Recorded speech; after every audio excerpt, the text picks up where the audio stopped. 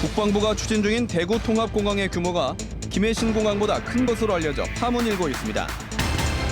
창원 주남저수지 난개발을 막기 위해 창원시가 개발 가이드라인을 만들기로 했지만 여의치가 않습니다. 굴 생산 어민이 다른 수협에 굴을 공급한다는 이유로 굴 수협으로부터 위팔이 거부돼 자율성 침해 논란이 일고 있습니다.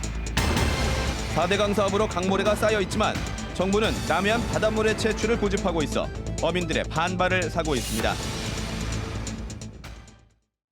안녕하십니까. 이어서 경남 소식입니다. 김해 신공항으로 결론이 난 남부권 신공항해 또 다른 양상으로 논란의 바람이 불고 있습니다. 현재 국방부가 추진 중인 대구 통합공항이 김해 신공항보다 규모가 큰 것으로 알려지면서 파문이 커지고 있습니다. 김소연 기자의 보도입니다. 국방부가 대구 통합공항 이전 후보지를 발표하며 대구공항 이전이 가시화됐습니다. 대구시가 제출한 대구 통합공항터는 15.3제곱킬로미터로 현재 김해공항 6.5제곱킬로미터의 2.3배에 이릅니다. 건설 비용은 7조 원대로 김해 신공항보다 2배 가까이 많고 개항 시기 역시 2023년으로 3년 앞섭니다. 가장 중요한 것은 활주로 길이. 대구 통합공항은 3.5km 2개로 김해공항 확장 활주로 3.2km보다 깁니다. 대구시는 대형 항공기 이착륙을 염두에 두고 있다고 밝혔습니다. 김해 신공항과 경쟁 관계가 될 가능성이 충분한 겁니다. A380 같은 경우에는 네. 3.5km 정도에 해야 예. 이륙을 할 수 있다 하는 게 일반적인. 국방부는 대구시의 요청 사항일 뿐 확정된 게 아니라고 밝혔지만 경남과 부산의 반발은 확산되고 있습니다. 김해 신공항 예비 타당성 과정에서 항공 수요가 기존 3,800만 명에서 2,800만 명으로 축소됐다는 주장 역시 반발을 키우고 있습니다. 이 때문에 홍준표 경남도지사는 김해 신공항 활주로 길이 3.8km가 보장되지 않으면 신공항을 무산시키겠다고 경고했습니다. 김해공항이 3.8km가 안 되면 나는 신공항 반대합니다. 그건 새로 할 필요가 없어요. 이달 초 예정이던 김해공항 확장안 예비 타당성 결과 발표도 미뤄져 의혹을 키우고 있습니다. 김해공항 확장안의 예비 타당성 조사 결과가 공개되고 공항 규모 축소가 사실로 드러나면 영남권 전체가 또다시 극심한 후폭풍에 휩싸일 것으로 보입니다. KBS 뉴스 김소영입니다. 창원 주남저수지는 멸종 위기 철새들이 찾는 등 생태적인 가치가 높지만 법적 보호를 받지 못해 그동안 난개발에 시달려왔습니다. 이에 창원시가 지난해 법적 구속력이 있는 개발 가이드라인을 만들기로 했지만 지역 주민과 환경단체 등 각각의 의견이 맞서면서 상황이 여의치 않습니다. 이대환 기자입니다. 겨울 진객 천연기념물 제두루미를 비롯해 철새 수만 마리가 찾는 주남저수지. 하지만 주변으로 식당과 전원주택이 최근 속속 들어섰습니다. 이처럼 주남저수지 생태 환경이 크게 나빠지자 창원시는 지난해 9월 어디까지 개발을 허용할지 가이드라인을 만들기로 했습니다. 사실 이게 어떤 기준선이 없다 보니까 뭐 어떤 건축 인허가라든지 뭐 어떤 그 지역 보전이라든지 갈등이 뭐 계속 있어 왔는데 하지만 이번 달 예정이던 창원시의 발표는 잠정 연기됐습니다. 재선권 침해를 우려하며 수변 지역과 일부 논 등 면적 최소화를 요구하는 지역 주민들과 제두루미 먹이터 농경지까지 대폭 확대가 필요하다는 환경단체, 전문가들의 의견이 팽팽히 맞서고 있기 때문입니다. 먹이를 먹을 수 있는 농경지가 반드시 필요하거든요. 굉장히 넓은. 그리고 사람에 의해 영향을 받지 않는 안전한 먹이 취식터가 필요한 거예요. 가이드라인 제정에 따른 수백억 원대의 주민 피해 보상금 마련도 걸림돌입니다. 그 보상 금액을 재원을 어떻게 확보하고 그걸 갖다가 지역 시민들한테 빨리 보상을 해줄 것이냐에 대한 대안이 없고 생태 보전이냐 개발이냐 20년 넘게 이어진 갈등. 창원시는 용역기관에 최종 판단을 맡기기로 했습니다. KBS 뉴스 이전입니다. 남해안의 일부 굴 생산 어민들이 굴 수협에 굴을 팔지 못하는 일이 벌어지고 있습니다. 다른 수협 경매장에도 굴을 동시 공급한다며 위판을 거부당한 건데 자율성 침해 논란이 일고 있습니다. 차주아 기자의 보도입니다. 20년째 통영에서 굴 양식업을 하는 장부갑 씨.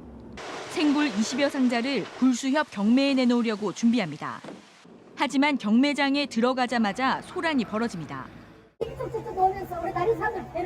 뭘 패를 줘? 장 씨가 굴수협이 아닌 다른 수협 경매장에도 굴을 공급한다며 위판을 거부당한 겁니다. 양쪽 다 이용을 해가지고 우리가 정당한 가격을 받아야 되는데 어민이 알아서 이쪽을 가든 저쪽을 가든 선택을 하고 양쪽에 놓든 그런 선택을 해야 될 부분이지 왜 그래서 이제 반항이 생기는 거예요. 굴수협은 조합원 900여 명 가운데 800여 명의 찬성으로 다른 수협에도 굴을 공급하는 어민에 대한 제재 방안을 마련했습니다. 3번 이상 적발되면 위판이 금지돼 현재 조합원 8명의 위판이 거절됐습니다. 굴수협은 조합원들이 굴수협의 공급을 집중해야 통영 굴 홍보와 대책 마련 등 조합 발전에 도움이 된다는 입장입니다.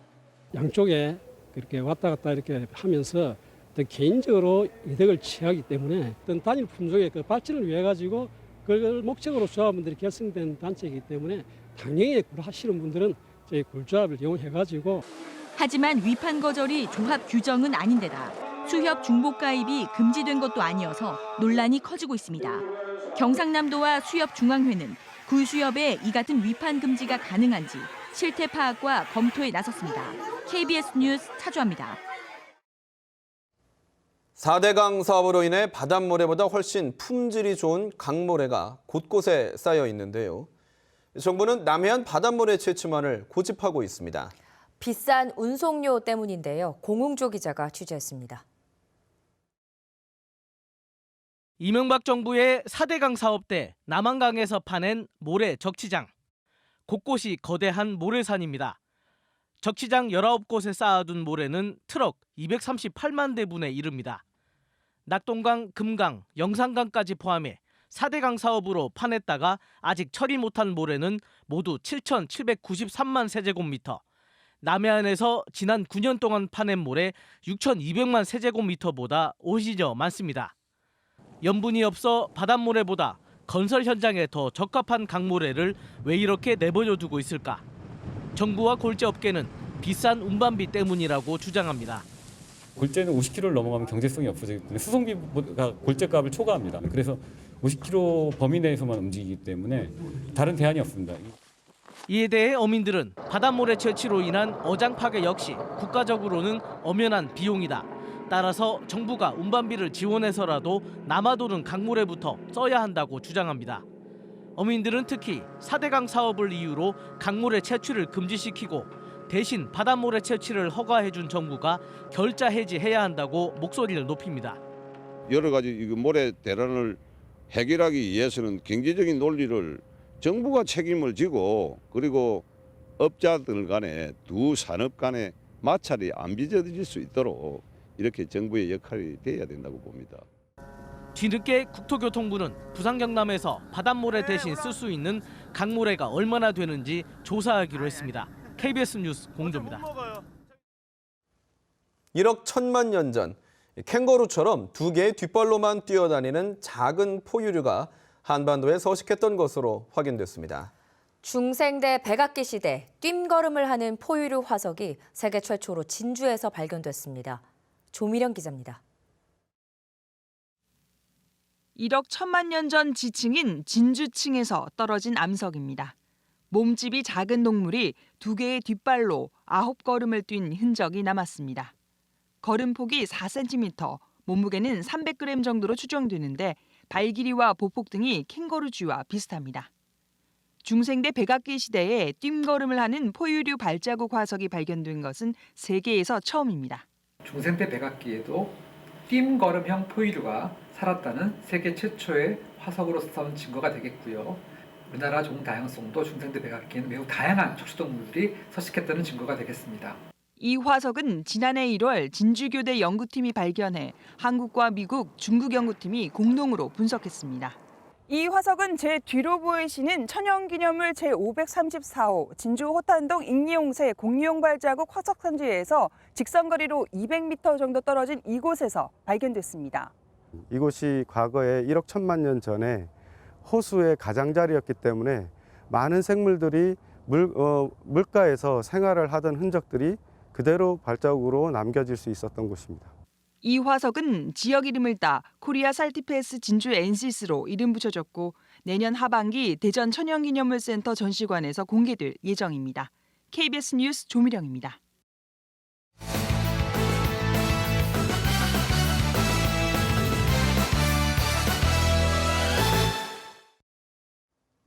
주요 단신입니다. 독립만세 운동일을 기념하는 창녕군의 영산 3.1 민속문화제가 조류 인플루엔자 AI 때문에 연기됐습니다. 창녕군은 애초 오는 28일에 열릴 예정이던 올해 영산 3.1 민속문화제를 무기한 연기한다고 밝혔습니다. 창녕군은 전국에서 관람객과 상인들이 모이는 만큼 AI 심각 단계가 유지되는 상황에서 예정대로 열기는 힘들다고 설명했습니다. 경남교육청에 경남미래교육재단 출연금 회수를 요청한 경상남도가 경상남도 장학회에 장학기금 200억 원을 출연합니다. 경상남도는 서민자녀 장학사업과 지역인재 육성을 위해 재단법인 경상남도 장학회에 200억 원을 출연한다고 밝혔습니다. 경상남도는 기존 재원을 포함한 300억 원의 기본 재산으로 매년 4억 5천여만 원의 이자 수입을 내 장학사업을 한다는 계획입니다. 창원시가 북면 오폐수 불법 방류 보도로 명예가 훼손됐다며 KBS 창원 기자들을 상대로 제기한 소송에 반발이 잇따르고 있습니다. 창원 물생명시민연대는 창원시와 안상수 시장의 명성이 상처 입은 것은 창원시가 오폐수 방류라는 불법 행위를 저질렀기 때문이라며 소송 철회를 주장했습니다. 또 민주노총 경남지역본부와 경남민주언론시민연합 등도 성명서를 발표하고 공익적인 언론 보도에 창원시가 소송을 제기한 것은 정치적 탄압이라고 밝혔습니다. 창원지법 제6민사부는 창원시가 9개 건설사를 상대로 낸 손해배상 청구 소송에서 건설사가 창원시에 105억 원을 지급하라며 원고 일부 승소 판결했습니다. 재판부는 하수 처리장의 자동 여과 설비가 정해진 성능에 부합하지 않는 하자가 있는 것으로 보인다면서도 창원시의 운영 과정에서 잘못도 있다며 건설사 책임을 60%만 인정했습니다. 어제 저녁 6시 20분쯤 통영시 도천동에 살고 있는 74살 이모 씨와 69살 김모 씨 부부가 연락이 닿지 않는다는 가족의 신고가 있어 경찰이 수색에 나섰습니다. 통영경찰서는 휴대전화 위치가 마지막으로 확인된 미수동 선금산 일대에 소방과 경찰 인력 50여 명을 동원해 수색을 벌이고 있습니다. 경남 소식이었습니다.